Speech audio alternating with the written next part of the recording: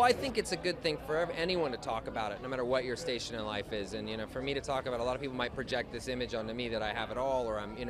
but, that sort of thing, it doesn't discriminate, it gets anyone from any sort of walk of life. And it's, for me, it was just talking about it sort of destigmatizes it. Talking about it for me has helped in some ways, in this age of toxic masculinity, there's a lot of dudes out there that have a tendency to sort of bottle it up and keep it in and think that they've got to be a tough guy and soldier on, but that's not necessarily true. Brianne Hill, hello. I think anybody talking about it will help destigmatize it over time. But I think in particular celebrities or sports celebrities, if they have a platform and they've gone through any kind of issue with mental health, it's good for them to share their stories if they're comfortable with it, because not a lot of people are comfortable, and that's okay. I think, for me as a guy, I struggled a long time with not only my bouts of depression that I've had, but also things that have happened to me earlier on and when I was a teenager that colored me as an adult, but struggled a long time to just express myself.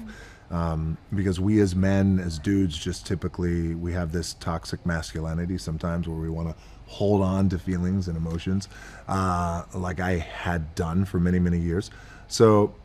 look, any opportunity I can to share an experience or share a little bit of insight that I've gained over the years when it comes to mental health and kind of battling things, I'm happy to share it. And if it helps out one person, it sounds very cliche, but I'm happy to do it.